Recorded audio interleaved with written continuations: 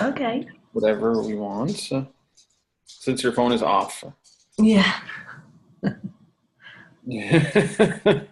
I don't know. I haven't really thought about what exactly, but we'll find out. All right, so 8 minutes for you? Mm-hmm. Okay, hold on. That'll do. How do I set this? Come on. Timer. I had a stopwatch, that's why. I'm still learning. Mm-hmm. You know, the technology guy still learns about technology. Oh, you don't need 8 hours, you need 8 minutes. Ooh, and That like would be a fun. filibuster Kylego. Oh my gosh. All right, whenever you're ready. Okay. It is, let's say January. No, I don't want to go to a cold month. It's May next year. It's May 1990 or 1999. May 2019. And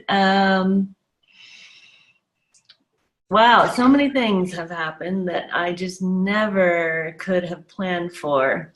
And back in April, I just totally gave up plans and goals and all of that stuff, other than just what comes next. And because it was just obviously not for me to determine what the plan was going to be. The circles showed up, they told me what to do, I follow instructions, and that feels better than anything that I've accomplished on my own before.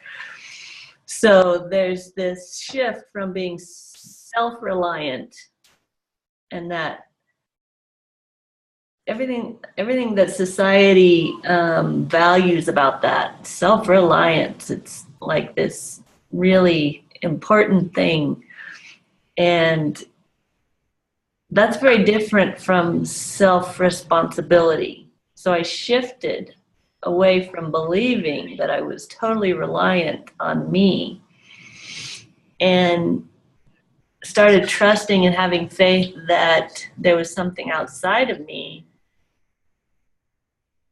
that is way more reliable than I am, way more knowledgeable, more powerful, more energetic, more everything than I am. And that feels so much better than trying to rely on my limited knowledge, abilities, development, everything. So since choosing that, since making that shift, things have just magically unfolded. Of course, it's not magic. It's probably mathematically provable, but it feels magic compared to how most of the world operates, the way I always operated and followed those worldly rules. And so these circles were taking off. People loved them. People would come to me one by one. I would say, okay, I'm ready to do another circle for someone. And they would show up. And then they would share with someone else, and that someone else would come to me for the next one. And there was no big marketing push or social media, anything. You know, once in a while I share one because there was something really interesting that came through, and or the person is just having this amazing breakthrough and things changing in their lives. And that's when I'll share it and just sort of remind people that this is something that's available to them. And every time I would make one, something would come through. I would get these messages and I would just report them, and it would be something for them. And so I started to trust and notice more little messages that come through even when I'm not working on the circle. It started out being just during that time I was focused on this image, and that's when I would notice these messages come through. But now it's just a continuous flow when I want to open myself up that way. And that has made decision making very easy, and it's gone into what Scott and I have created together. We have these people who are interested in our unfolding of what we're doing because they feel an energy behind it and a collaborative spirit, and it just feels different than what is available elsewhere.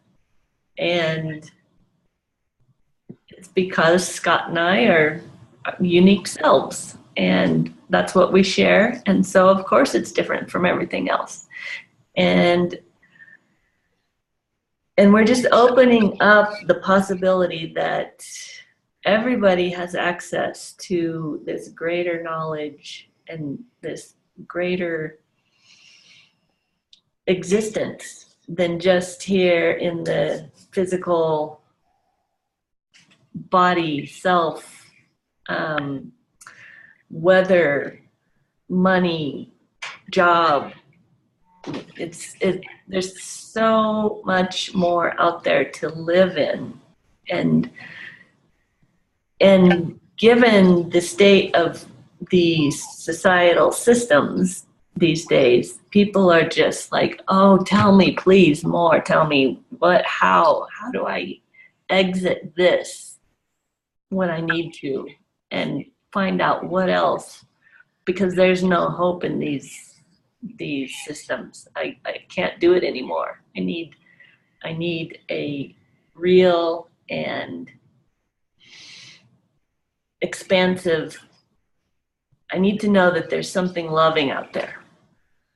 And a lot of times they don't even know that that's what they're feeling until they come across us, and it just like is like a neon sign pulsing in them. And so it's just grown gradually, and we've gotten really good at just letting it expand and letting it grow however it needs to, and directing people the way they need to be. Directing is maybe not the right word, just leading them, giving them the options and letting them do what they want with them. And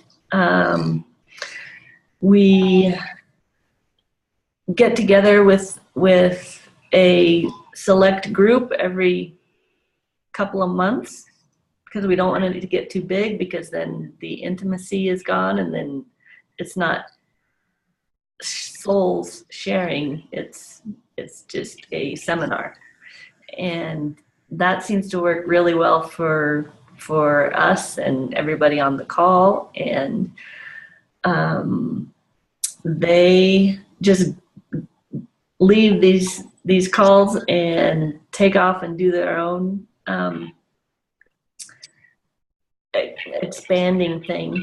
So yeah, we do our thing, and then they take off and do theirs.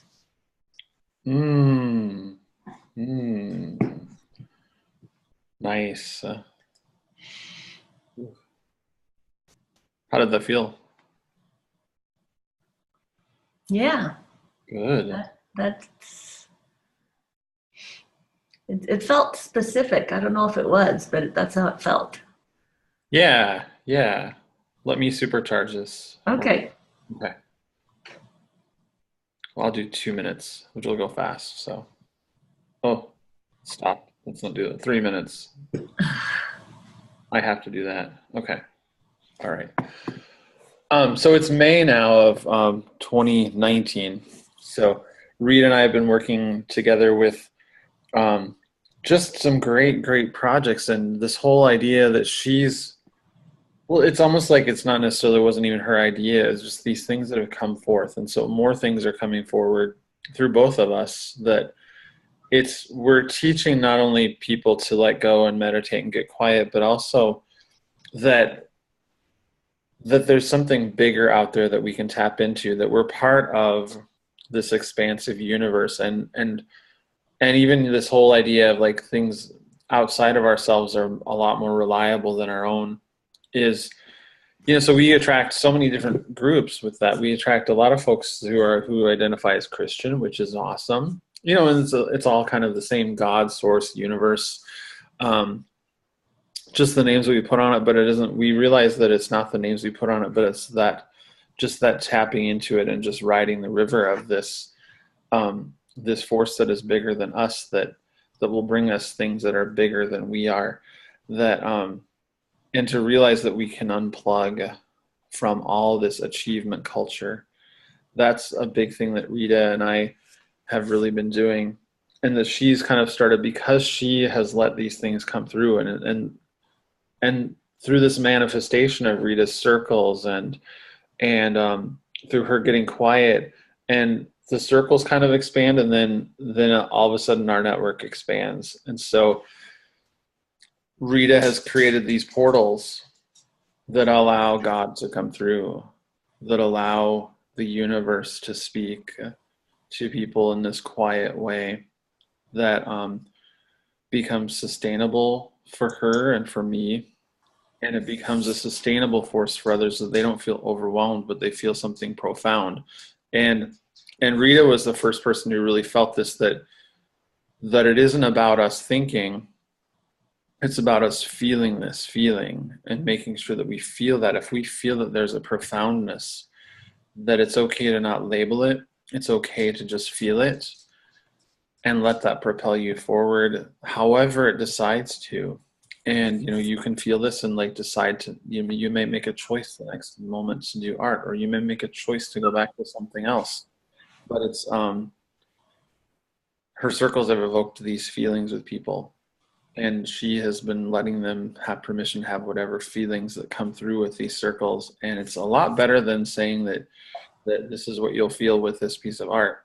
It's like, this is an opening for all of your feelings and all of the universe to come through in whatever ways that it lets you feel that. And it's not for her to control. And that's been like the best model for her to explain to people about these circles. It's not for her to control, it's what is coming through.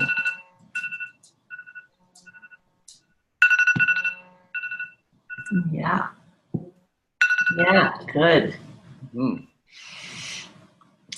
Yeah, I was really conscious today of and I have been on the other ones, to not let my art background go into, I need to make this beautiful, to just let it be what it's going to be.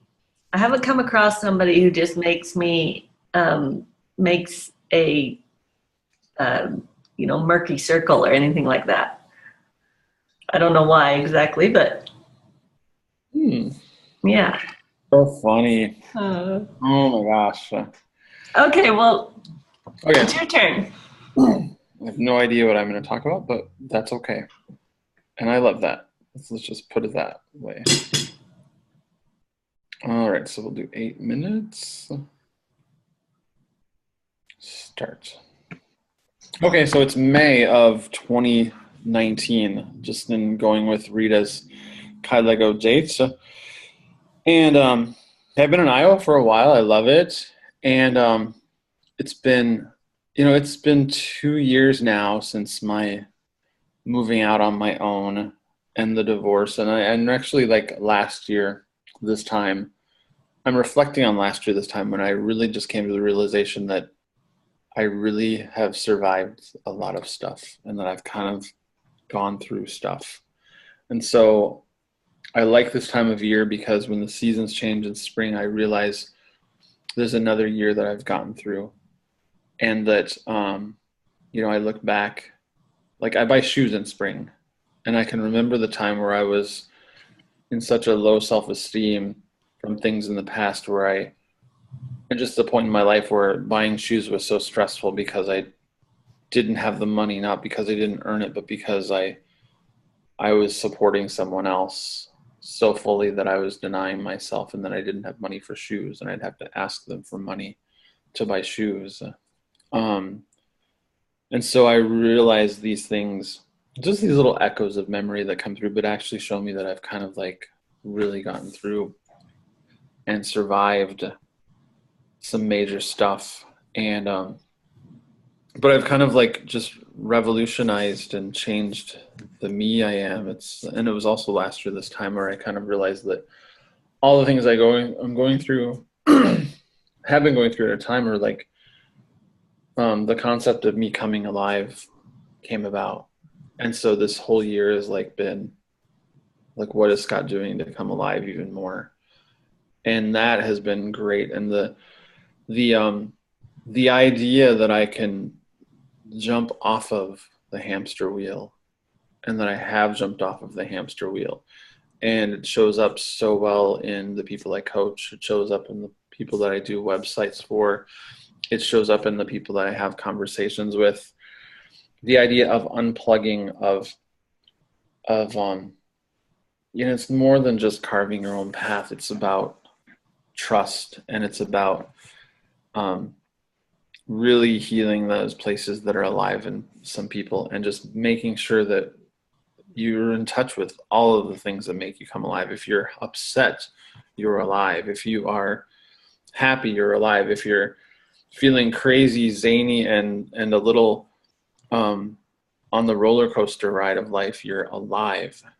And just to let people know that that's the energy that they need to just embrace whatever they're going through, and to not give advice, but to ask questions that help them clarify for themselves what they're going through. Give a few advice only when you're asked, and say, this is what I went through, and so maybe this helps you. My story will help you. But it's been a really great year because I've let go so much, and I feel like the universe has like rewarded me with, an income. I can eat. I can do what I need to with whatever freedom I have. And I mean, I've never been a material person, so that's not there anyway. But but I don't have those struggles, and it's really great to feel like I don't have to struggle. And I think struggling was a mindset that I had all those years ago, that if I were struggling, I was helping. And I'm not struggling, but I'll struggle for real things like grief and death and loss and separation, but I won't struggle anymore for achievement, to gather success or leave a legacy or do whatever, those things that are so external. It's everything is intrinsic now. This brings me joy. This brings me connection. So I'm going to keep doing it. This brings me joy to let Rita's circles and meditation circles and all-knowing eyes come to the world. It brings me joy because I see people come alive. The community that we're building slowly, bit by bit by bit, is growing, and it's not over a number. It's not because I want the numbers to rise to see dollar signs or anything like that. It's just this: I'm helping other people come alive, and Rita is helping other people come alive, and we're doing it in a way that is gently assisting folks to get quiet, gently assisting folks to really accept those parts of themselves where they can be open to those other aspects of the universe coming through, of God. I mean, I've profoundly grown my faith in God in some really wild and crazy, strange ways, and it's unexplainable, and I love it. And and it defies the whole paradigm of whatever, Christian, Buddhist, blah blah blah, all these little separation things that are out there. It's but it's like, that when those things are happening, that it's like the hand of God or the hand of the universe that is here, always here, just assisting you. And it can come through with a circle, of a portal, a seeing eye. It can come through with a connection or a conversation that you have with someone. And so I catch these moments, and it's great. So it's all just part of this coming alive, and I can burst in tears at a second, that I can laugh in a second, or I can have a crush in a second, or I can fall in love in a second, and it's all good. And people are amazed that I'm okay with it, which is all right. And they can be amazed if you want to, but it's just my life, and I'm okay with it. And I'm hoping to get more people onto that, to be okay with that coming alive, even if it's crazy and out of your box, but just to feel that if you enjoy this, and if you are impassioned and keeping every day doing what you love, then it's not work. I don't even feel like I work. It's I didn't work to get all of this. I played to get all of what I have, which is just freedom, and it just containers or a box or an RV or whatever to stay in and sleep in, and a warm bed. It's just because I played, and I stayed in that zone, and I didn't deny it. I didn't decide I had to go to a job to feel valuable, or I didn't have to do this to feel valuable. I let things come to me, and things did come to me because some people said they saw something, and they decided that this was intuitively right. And so who was I to argue? So, okay. So it's one of those, and Rita's been really helpful in helping me decide that, because I've seen her circles create marvelous, crazy change. And yeah.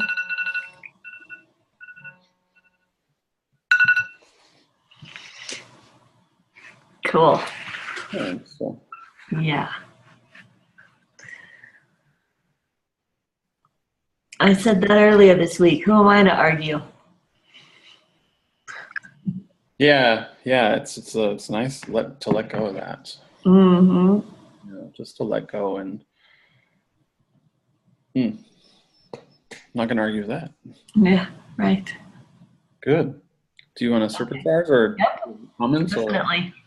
Okay, here we go. 3 minutes. Okay.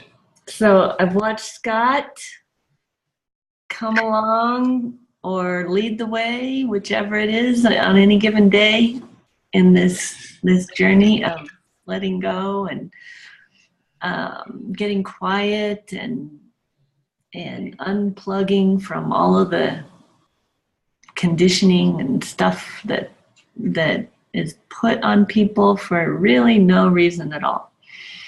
And watching you come alive is just